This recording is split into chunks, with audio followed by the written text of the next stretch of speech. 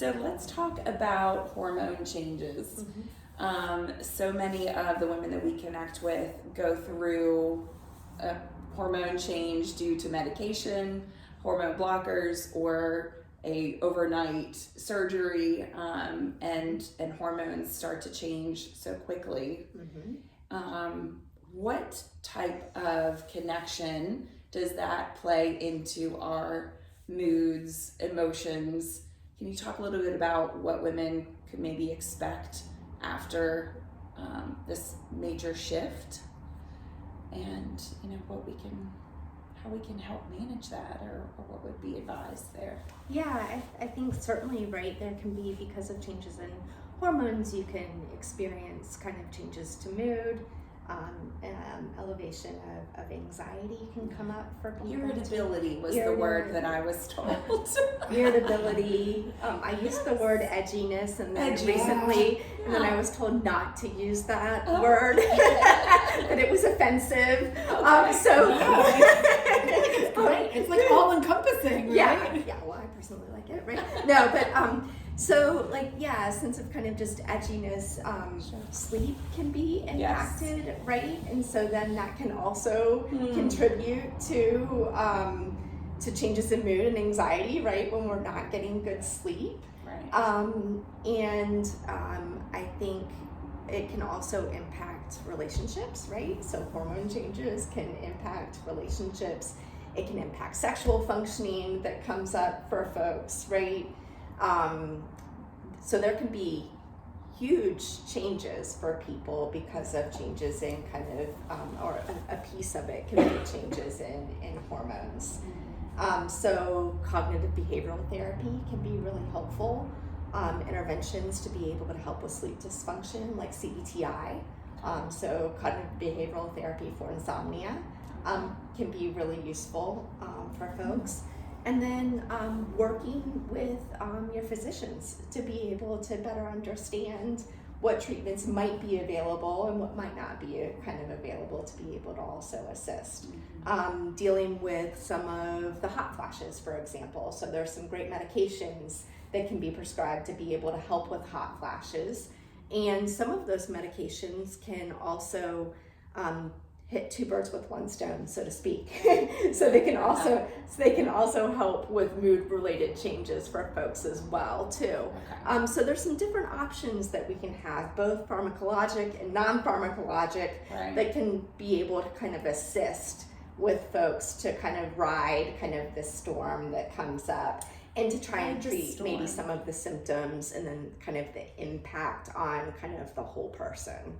Right. Okay. And so that's something that you could help with if a patient came to see you and talk through side effects of hormonal changes. Yes. Emotional, physical. Yes. Okay. And I personally do not prescribe. But I can work alongside and kind of work with you to be able to find somebody who can be helpful to help prescribe kind of the medications, and who's knowledgeable about some of these changes. Yes. Okay. Well, and it's nice to know that there are some combination options of dealing with physical side effects and emotional as well. That's good to know that they're out there. So we were talking about, what was your question? Or what you were? It wasn't really a question, it just tied into your comments about hormone changes and the just bodily changes that occur for a lot of us, and how your identity shifts when it comes to what makes you female, and dealing with and coping with your own femininity. For me, it was a hurdle. Yes. Losing your organs, that kind of, and your hormone level. Libido, all of the things. Hormone changes, and physical metabolism, slowing, weight gaining, all of those things. Yes. So many of our physical changes in who we identify ourselves as, our femininity, being a woman, and how our partner sees us, or what that, our confidence in those spaces too. Or even our fears about how our partner sees us. Oh, sure. Yes. That might, and I like framed it in a specific way too, that might or might not be reality. That's very true. Very true. Yeah. And talking with them openly about it is so important. And that's hard. Oh, yes.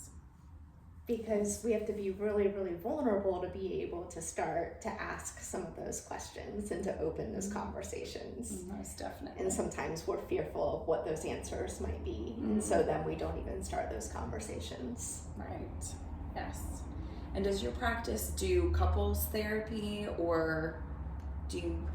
That's one of the really great things about moving into private practice for myself, is that I'm actually able to dive into doing, so I have a background in training in some couples therapy myself. Okay.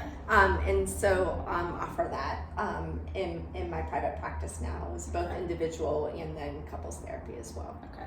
That seems like a great resource, because you can get comfortable with one person and then it's like, oh, well, we don't do this part, we have to move, to someone else. So it's nice to know that if we can get comfortable in one space, to then include our partner in. Yeah.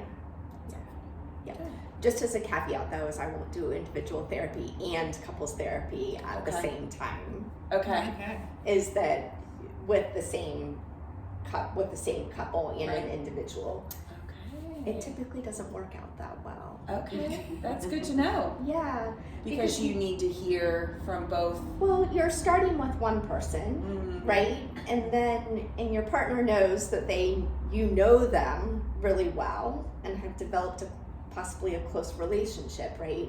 And so then they get brought in, and they're like the third wheel that then kind of enters into the space. Okay. And so you want to have point. kind of a really neutral space for all parties to be able to feel comfortable, to be able to really kind of talk about what needs to be talked about, or that they feel like they're going to be supported too.